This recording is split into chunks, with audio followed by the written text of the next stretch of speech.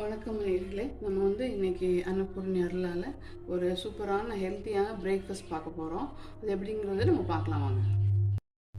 வணக்கம் நேயர்களே. நம்ம இன்றைக்கி ஒரு ஹெல்த்தியான சப்பாத்தி வெஜிடபிள் ரோல் பார்க்க போகிறோம். நீங்கள் இது சாப்பிட்ருப்பீங்க, சாலட் சாப்பிட்ருப்பீங்க, அப்போ கூட கொஞ்சம் டிஃபிகல்ட்டாக ஃபீல் பண்ணுவீங்க. இது எப்படின்னா நம்ம சப்பாத்தி கூட வெஜிடபிள் ரோல் பண்ண போகிறோம். இதுக்கு என்னென்ன தேவையான பொருட்கள்ங்கிறத ஃபஸ்ட்டு பார்த்துக்கலாம். நான் கேபேஜ், கேரட், பீட்ரூட்டை கட் பண்ணியிருக்கேன். நீங்கள் துருவி கூட போட்டுக்கலாம். அடுத்து வெங்காயம், பெரிய வெங்காயம், ஒரு பெரிய சைஸ் வெங்காயமும் கருவேப்பிலையும் கட் பண்ணியிருக்கேன். மல்லித்தலையை எடுத்து வச்சுருக்கேன். முதல்ல என்ன பண்ணிட்டேன், ஒரு எத்தனை வேணுமோ அந்த சப்பாத்திஸ் முதல்ல நான் ப்ரிப்பேர் பண்ணி சப்பாத்திஸ் ரெடி பண்ணி வச்சுருக்கேன். நம்ம இதுக்கு சப்பாத்தி நான் நெய் விட்டு ப்ரிப்பேர் பண்ணேன். காரணம் அது குட் ஃபேட்டு, அதனால நான் நெய் விட்டு அதை ப்ரிப்பேர் பண்ணியிருக்கேன். இது நீங்கள் பட்டர் யூஸ் பண்ணிக்கலாம். நான் பட்டர் என்கிட்ட இல்லாதனால நான் ஆயில் போட்டிருக்கேன். கடலை எண்ணெய் தான். இப்போ இது நல்லா காஞ்சிச்சு. இது சாண்ட்விட்சாக நம்ம லஞ்சுக்கு எடுத்துகிட்டு போகலாம், பிரேக்ஃபாஸ்ட்டுக்கும் நீங்கள் எடுத்துகிட்டு போகலாம். நான் ஃபஸ்ட்டு பெப்பர் போட்டுக்கிறேன். காரத்துக்கு வேறு எதுவும் போட போகிறதில்ல.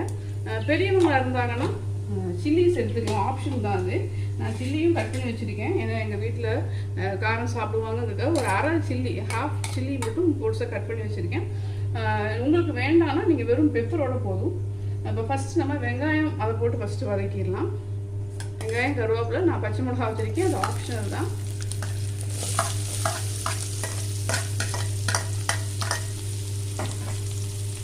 எடுத்து கொஞ்சம் மீடியம் வச்சுக்கோங்க.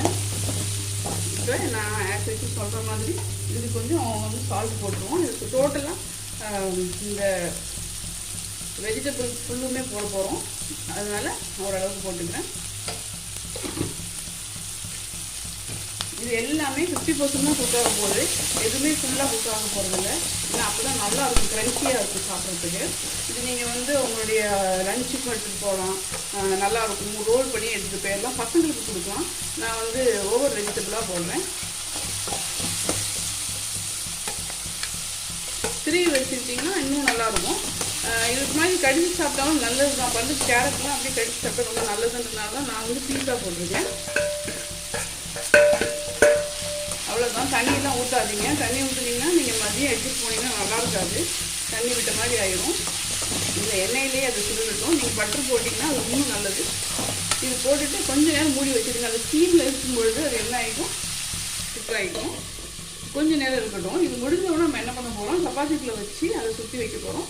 மேலே ஹனி நீங்கள் போட்டுக்கலாம். ஹனியை உள்ளே போட்டுறாதீங்க. ஹனி உள்ளே ரோல்குள்ளே போட்டிங்கன்னா அது அப்படியே ஊறிடும். மதியம் சாப்பிடும்போது நல்லா இருக்காது. இல்லை காலையில் சாப்பிடும்போது ஃப்ரெஷ்ஷாக சாப்பிடும்போது நீங்கள் போட்டுக்கலாம், ஒன்றும் பிரச்சனை இல்லை.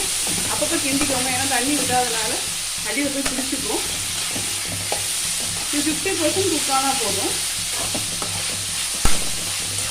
நல்ல டேஸ்ட்டாக இருக்கும், ஹெல்த்தியானதும் கூட. நீங்கள் இது சாப்பிடும்போது ஒரு லேடிஸாக இருந்துச்சுன்னா 3 போதும், ஜென்ஸுக்கு ஒரு 4 ரோல் போதும். லஞ்சுனா பிரேக்ஃபாஸ்ட்னால் 3 போதும், நல்லாயிருக்கும். போதும், பெரிய ஃபுல்லாக இருக்கும், டம்மி ஃபுல்லாக இருக்கும். ஆனால் ஹெவினஸே கொடுக்காது.